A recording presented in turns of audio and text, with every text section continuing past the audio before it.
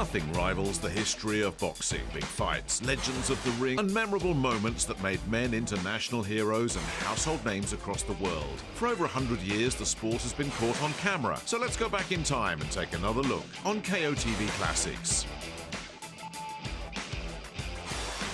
At 17 years old, Wilfred Benitez became the youngest world champion in history at light welterweight.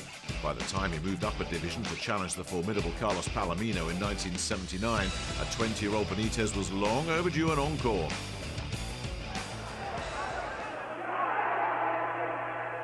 Benitez, who has the home crowd on his side, starting in this fight, keeping Palomino away with his jab.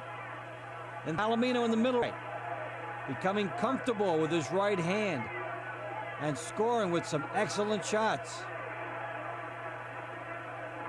And now these two well-conditioned athletes begin the final stretches of the fight. And these are key setup rounds for the finale.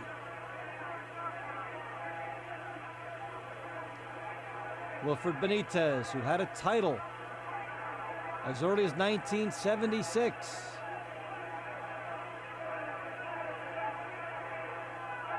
Guy who started very early, turned pro at the age of 15, carrying a certificate that said he was older.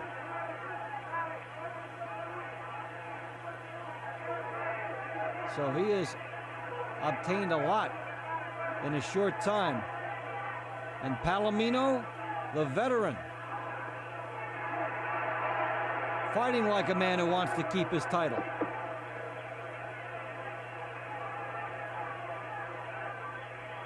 Good jabs here by Benitez. Good Benitez! That brought the people to their feet. The two jabs and the hook.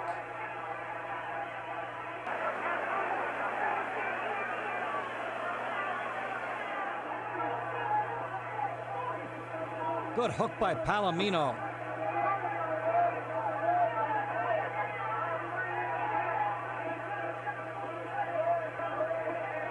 They exchange the left hands. Palomino stalking, missing over the top. They tie up. Quick step work.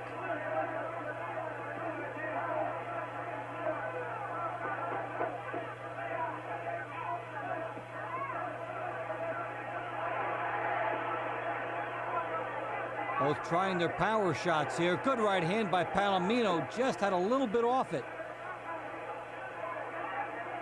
As you know, fatigue will creep in the latter stages of the fight.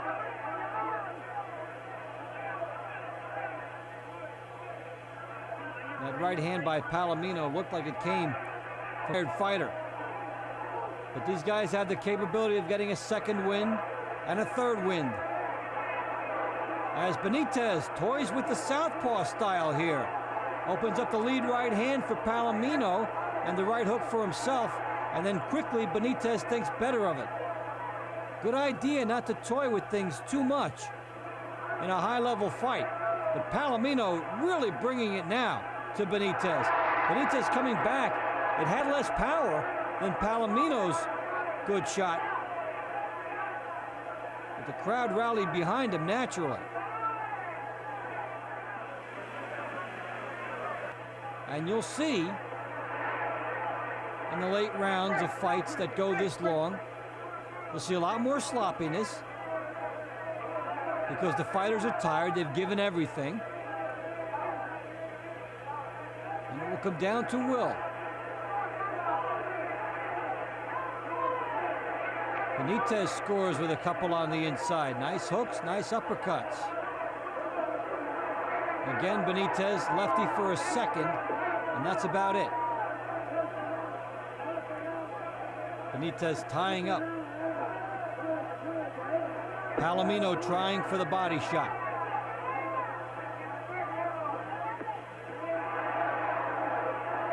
We haven't seen Palomino really able to score with combinations launched by his jab. He's landed some nice right hands in the fight, and some nice hooks. But he has not been able to set up that shot with a jab and then get a big flurry going. He was partially able to do it there.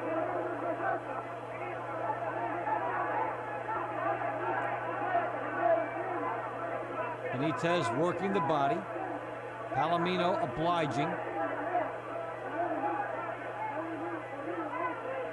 So two fighters with the mirror image style just try to outwork each other on the inside. Nothing fancy there, just straight ahead, slug it out, fighting. Mano a mano for these two as they zero in on the end of round 13.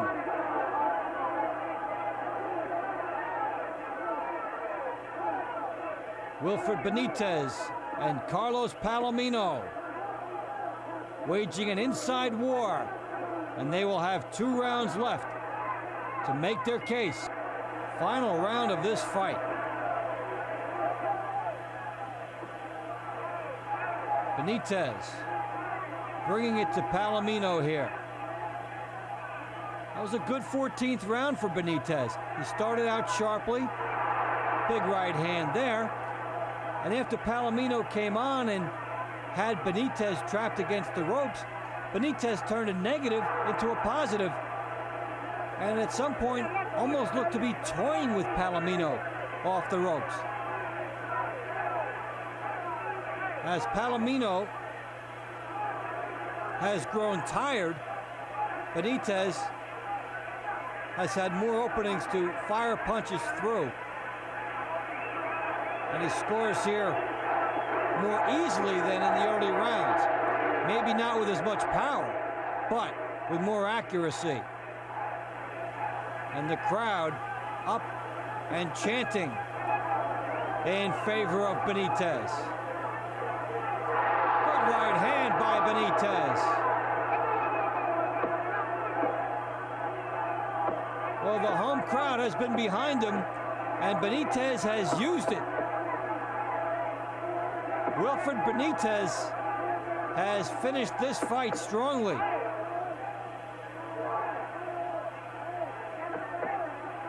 And he has looked as though coming up in weight has not bothered him at all.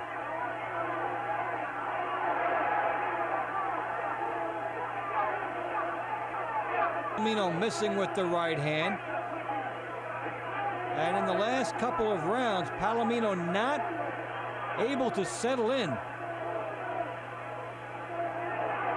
as Benitez shows some craftiness, backing up and then scoring with his left hand. Good jabs by Benitez.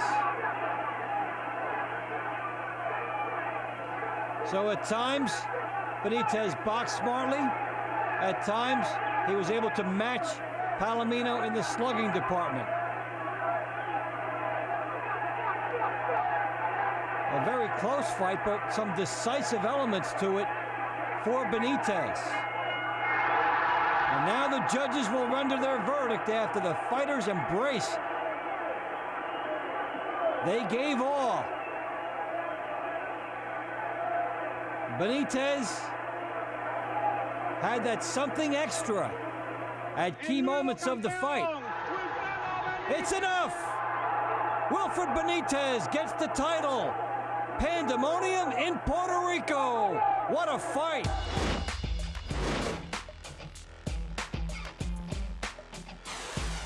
Both Poland's Tomasz Adamek and Jamaica's O'Neal Bell had lost their world titles in 2007 and needed a win to get their careers back on track when they met the following year. The winner would go on to bigger and better things, whilst the loser would be thrown onto boxing's scrap heap.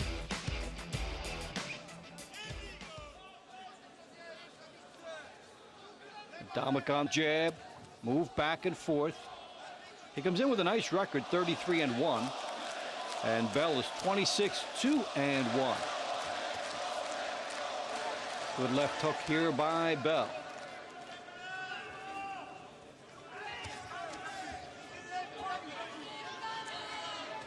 The stakes could hardly be higher for these guys. You know, it's one thing to have a championship bout and you get the nice payday, but many times the pressure fight is the one before that, the one you have to that point.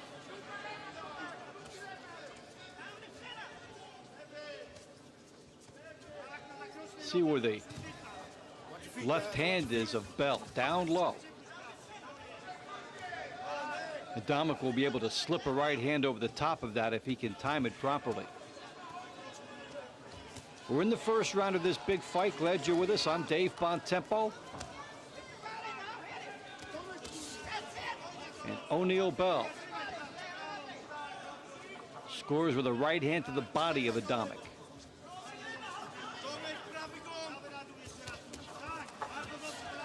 Bell coming in here off of a win and then a loss to Jean-Marc Mormec in championship fights. He KO'd him and then was decision. Good body shot by Adamek. Bell walked a little bit wide here. Trying to follow Adamek. Watch that left hand and down he goes. Adamek caught Bell over the top with the right hand. Perfect timing. He keyed off what Bell wasn't doing and nailed him. Adamek reacting as if it's a flash knockdown. He's not pouring in on Bell here. But that's a huge development for Adamek.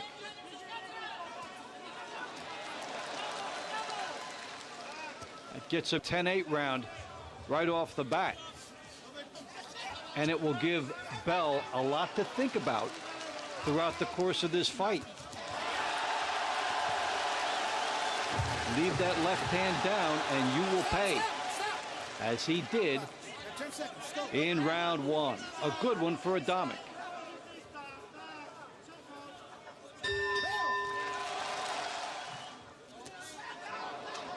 Bell based in Georgia in the United States by way of Jamaica.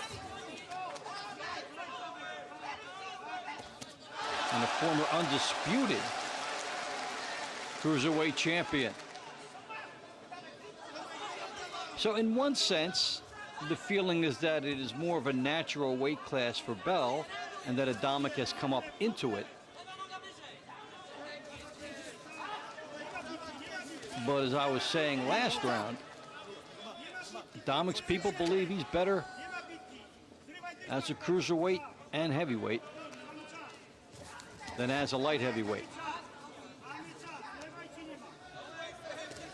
One thing he has done, though, in coming up to this division is he did bring his speed with him.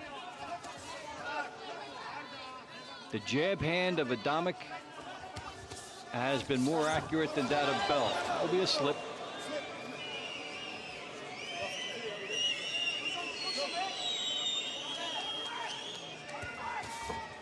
Good body shot by Bell, left hook to the body.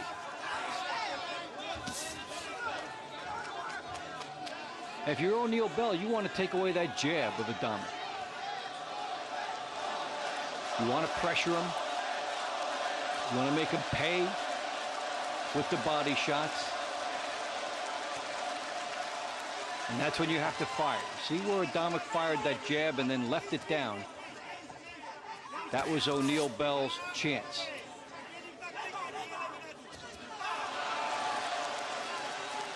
But when you're in the ring, of course, that's a fleeting opening. It's there and it's gone.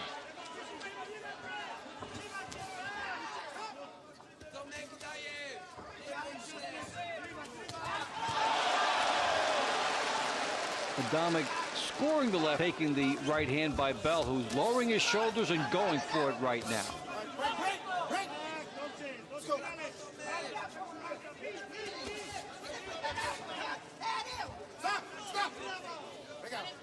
Bell would like this fight to proceed on the inside.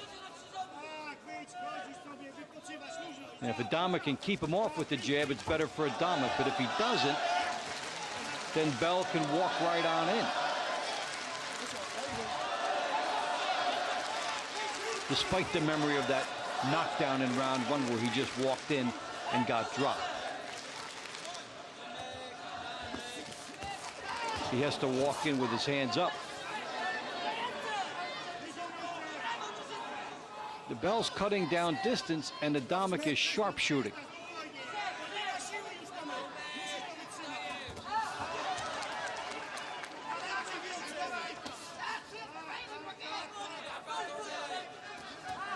Jab and a right hand by Adamek because he beat Bell to the shot.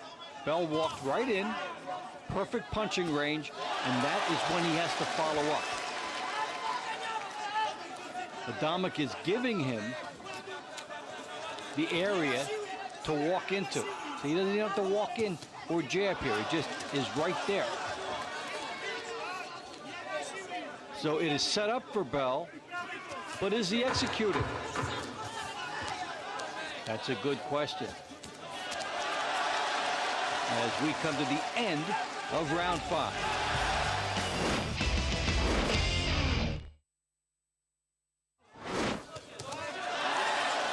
And the timing of Adamek has improved throughout this fight.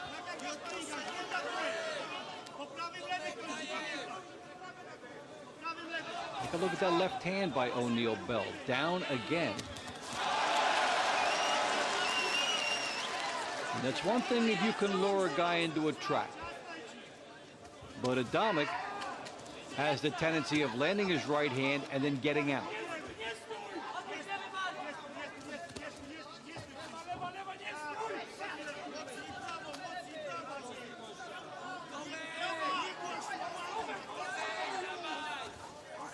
Double jab by Bell coming up short. Now he's trying to cut off the ring against Adamek, who falls for the second time. So that won't be counted as a knockdown. Adamek has slipped twice. Neither one is counted. He does have a knockdown to his credit in round 1. Bell is doing all the work in terms of getting to Adamek, but the payoff belongs to Adamek. He sees Bell coming. He cuts him off with the jab. He scores with the right hand. And basically, he's almost toying with him right now. Adamek really on his game.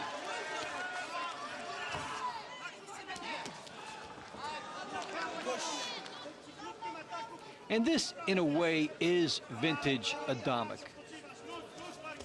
When he gets a lead, he doesn't give it back. He gets moving. You really have to catch him before he gets settled into a groove.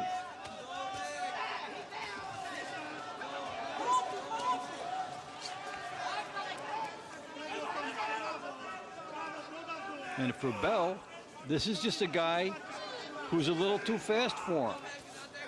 This is a light heavyweight who came up to the cruiserweight division and has shown more speed. Look at that jab by Adamek. Good crisp jab in the right hand following.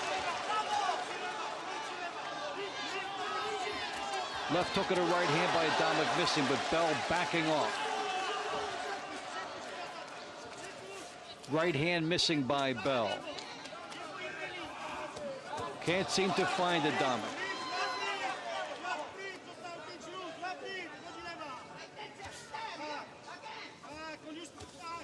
Right hand by Bell manages to score. But those shots have been few, and now look at Adamek up on the bicycle, moving left to right, not moving straight back and not setting traps right now. He is gliding. That ring is getting bigger and bigger in Adamek's favor. And for O'Neal Bell, this is way too much to cut off. He has to try and catch Adamek with one, and that's a scenario that gets more remote with each passing round. Good hook by Adamek as he backs up, and the jab by Adamek gets in. Final seconds of round 7, and O'Neal Bell able to do very little here as Adamek continues to outbox him and out-hustle him. And O'Neal Bell up already, talking to the referee. And there's a look of despair on the cornerman. Are they going to stop this? Yes, they are. He's going to stop it. Bell wants no more. And this fight is over. Tomasz Adamek, who scored a knockdown in round 1, will get the victory out of sheer exhaustion by that man, O'Neal Bell, who just cannot get his speed going. Round 6 and 7, he slowed down tremendously, and he was crawling in a sense compared to what he'd done earlier. And for Tomasz Adamek, an emotional victory.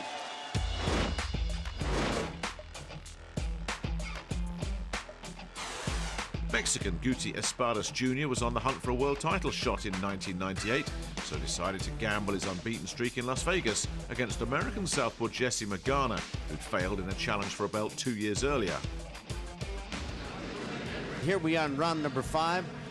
Cuervo, the Crow, Magana is in the gold, bouncing up and down, looks smaller than his opponent from the Yucatan Peninsula.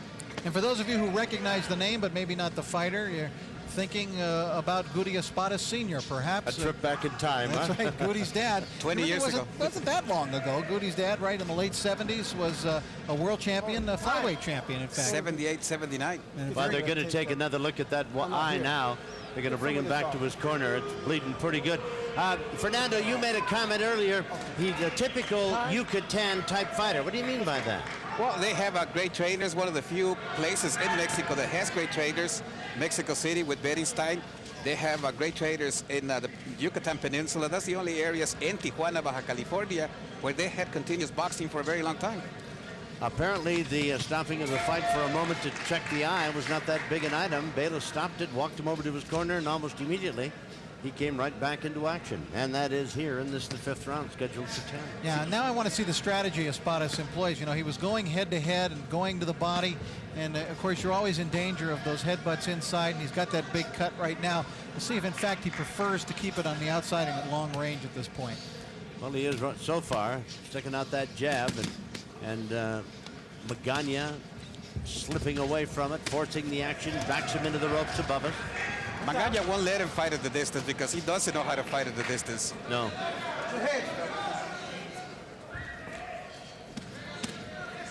Magana only knows one way to go, and that's straight ahead. He's not been as aggressive or as wild in his enthusiasm, which we thought wildly aggressive in this fight yet. He gave us indication he was going to just jump off the stool in the corner and get right after Espadas from the opening bell. But he's been a bit cautious in that regard, but he does love it when they get forehead to forehead. He's been in real wars, one with Chico Castillo, for instance. Yeah. They went with 8 rounds toe-to-toe. Yeah. That was a fight really that turned Magana around, Fernando, that Chico Castillo fight. You know, at the time, he had a pretty lousy 4-1. And he wasn't really going anywhere, but he fought Castillo, who was undefeated, and he had Castillo on the floor in that fight, and he really found out that he could compete at a high level, and from then on he started taking it seriously. Yeah, and that fight that you alluded to earlier against Rudy Zavada, that was a masterful job against Zavada, who was a highly regarded fighter at that time, and really Magana came of age in that fight. Probably the low point in his career would have been the Barrera fight, of course, a chance to win the title, and Barrera handled him in brilliant fashion. Espadas came in after the weigh-in yesterday at 124.5, and Magana at 125. Espadas finding Magana with that jab and a follow-up right hand here with a little regularity all of a sudden. That's really an interesting point Fernando made, and it's one I'd never considered here. That it's a touch of the Fernando iron, but yeah. it's you're exactly You're right. making your opponent work and get in shape to beat you. I would think that's ironic.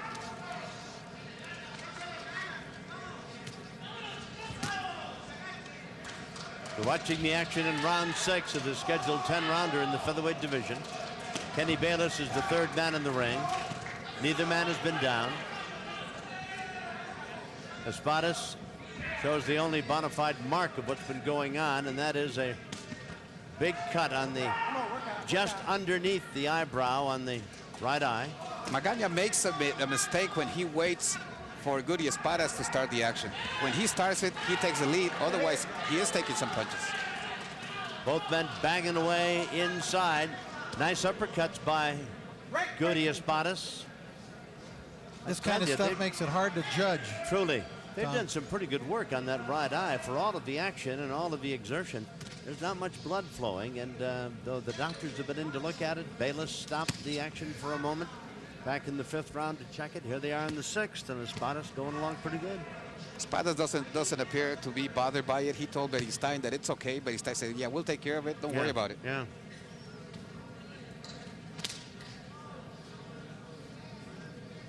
Beristain took him over after the loss to Jesus Salud. Is that correct, Fernando? That is correct. And pretty much what he has done is just make sure that he is in shape, make sure that he is ready to fight. And now he's getting great sparring with all the people that Beristain has. Yes. So we're coming to the close of round number 6. Both men begin to pick it up in tempo as the 10-second warning sounds. Neither man has been down. The fight will continue.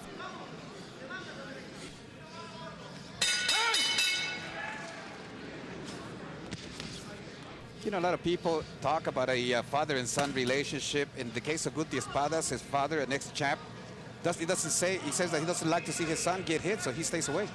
Rich had it dead even. Fernando has Magana up by 2 points at 58-56, and Murata's scorecard said it was 57-57. I do think it is every bit as close as those two cards would indicate, and I think it's a tough fight to score. Would you settle at 56 and a half to 56 and a half? Not a bad idea. Okay. Now, when you get sometimes those inside both throwing, they're both landing, makes it difficult really to see who has an edge. I am surprised that there's not more action than we have here. We're into the 7th round here, and these men appear to be very cautious with each other here in the opening minute of this round. Espadas drives Magana back into the ropes, and Jesse dances away. He's in the gold. He's the southpaw. To further identify him for you in case you joined us here on Fight Night. I think Jesse just does a lot better when he's coming forward. I think he has a real healthy respect, but I don't know if he's almost too respectful of the punch of Espadas. I don't know, but I like it when he gets in there and he's flurrying, coming forward and being aggressive against Espadas. And I think when he backs off the way he has been in this round and circles around, he's less effective. But he does carry his right hand awfully low for a southpaw, and he is subject to having even a lazy left jab like Espadas shows us from time to time find its way right over the top of that right hand of his. If nothing else, Magana is giving the round away. He got nailed with a pretty good right hand by Espadas a moment ago. There's a left by Espadas and a right.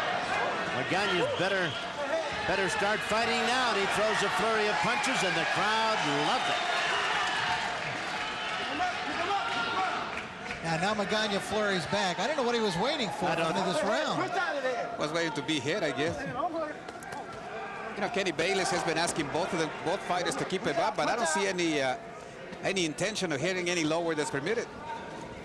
Well, I don't know what's permitted. I do know they have been just a little bit south of the belt line, almost with regularity. Work out of there, fellas. If Magana is going to sit against the ropes, Rich, he better throw punches while he's there. Yeah, I would agree, Tom. At times he grows strangely reticent to throw, and that's not him. Keep him up. Keep him up, both of you. Keep him up. 10 seconds remain here in this, the 7th round, as the weapon continues right up to the bell. All right, we're into the 8th round here, 67-66. Espadas is up by a point on Murata's card, and we turn to Fernando, and he has Magana up by a point. You know, they can't stop the bleeding anymore of the cut. What's he coming over? Oh, he got Too much Vaseline on his face. Kenny Bayless used a wad of Vaseline. No, the blood is really flowing now, or at least in a steady stream right on the corner of the eye. Right, he came out of the corner, and as he came out, it started to bleed, Tom. So even though Beristain is working on it in the corner, they can't stop the blood now. No, it is a nasty cut. It'll require several stitches, make no mistake about that. Whether it will have an effect on stopping this fight or not remains to be seen. So far, we don't have any indication of that, although the inside doctors did come in and take a look at it shortly after it opened up. Magana can help that cause by throwing more punches both to the body and to the face. Now he did it. It opened up, and now they have to go to the doctor. Bayless now is asking the doctor to come in and take a look at it again as the blood continues to flow. It's okay? All right, the doctor says yes, and they can come back in and fight. There's a smear of blood to be sure, and some is running down from, he may be cut high up in the hair. Right. Right in the top of the head. What happened was there was in that flurry there, that furious flurry that they just had up against the ropes, they banged heads again, another collision of heads. That opened the cut above the hairline. And that will really pour blood because it seems to be a never-ending supply up there. It gets struck up there and the blood does flow freely. So slowly but surely, Guty Espadas Jr. is going to be covered his face, almost a mask of it now, and is really flowing down the right side of his face from that cut. He's fortunate it's not flowing into his eye, not hampering his vision, which is probably why this fight is being allowed to continue as it is. And Espadas, I think you said it, a moment of urgency, Fernando. They're in Magana's corner and throwing caution to the winds. And Magana, the best thing he can do is get away from that corner. Magana is actually inviting him in for the exchanges. He's laying back and basically luring him in for exchanges. He wants him to exchange, but Espadas does some good work when they do exchange. That's all the work. This is round 8 coming to a close. It is scheduled for 10. Neither man has been down. Espadas certainly showing the effects, whether it was a punch, a headbutt, or what have you. Blood pouring down the right side of his face. There's the bell. Now I have the fight even. You gave the last round to Espadas? Gave the last round to Espadas. Now the doctor's going again to the corner, and they might stop it at this point. Nada más. Pienso que... That's it. No more. That's it. No more. They won't let it go on. And his tie tells the doctor, please let it go on. Yes. Nacho, yeah, pleading with him, really. They're still asking for another round. He says that the cut is the same. He says, why are you stopping it?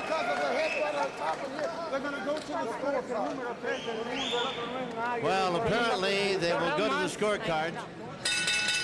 Ladies and gentlemen, this bout has been stopped at the end of round number 8. Our ringside physician, Dr. Margaret Goodman, calls a halt to the contest. Kenny Bayless, a referee, stops it due to unintentional headbutts. Therefore, we go to the scorecards.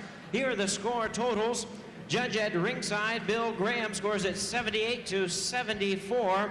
Judges Al Lefkowitz and Lou Tabbitt both score at about 77-75 in favor of the winner by unanimous decision, Guty Espadas Jr. Well, there's a look of utter disbelief and amazement on the face of Jesse Magana. And of course, Espadas is obviously pleased about it, although there's a smile. He doesn't show all that much emotion.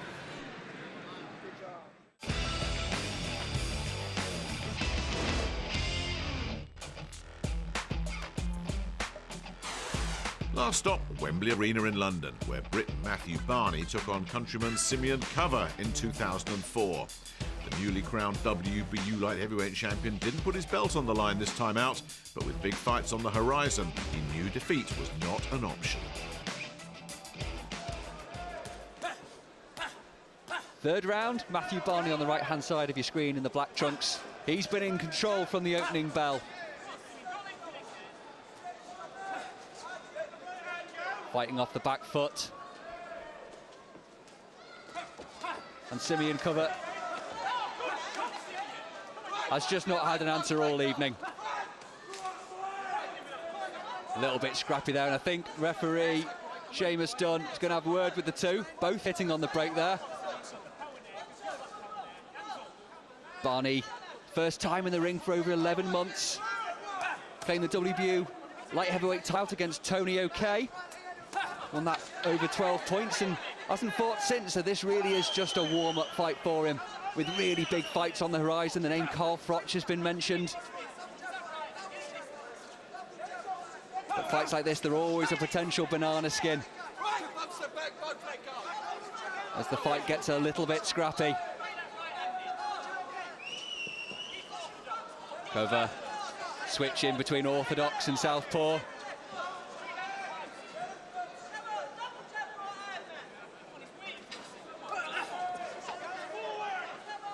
He just seems to be waiting for Barney to come in, does cover.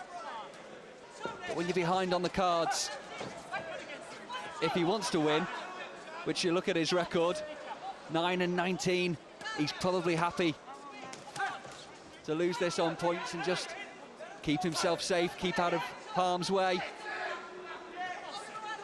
But he is a good journeyman cover. He will give you a fight. He won't just dance around and put the earmuffs on. But so far, he hasn't given Barney too much to worry about at all. Hasn't landed any of those shots as he rushes in. Barney quite happy to stay on the back.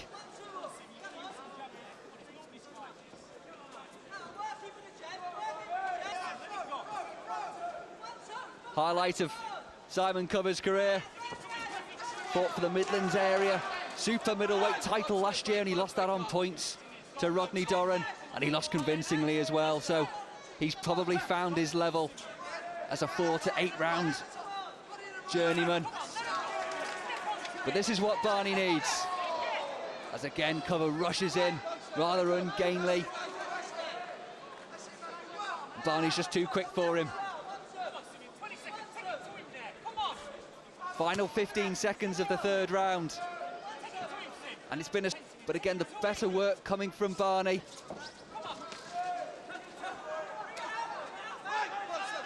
And Cover's going to need something special in the last round.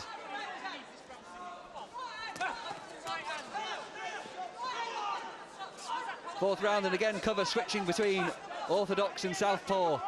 But it hasn't troubled Barney at all.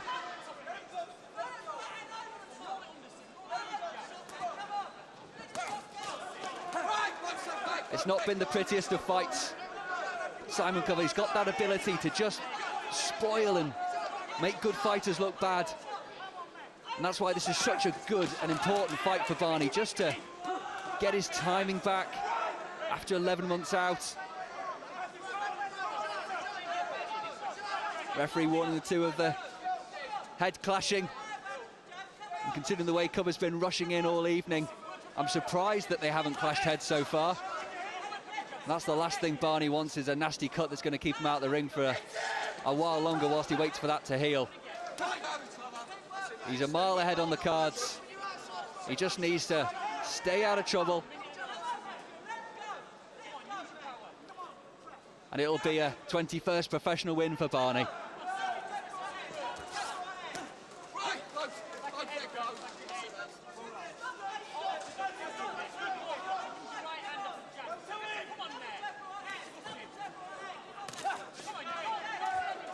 Nice jab from Barney. He's just trying to prevent Cover from steaming in like he's been doing all night.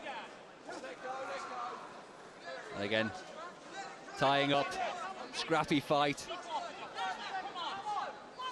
Final minute.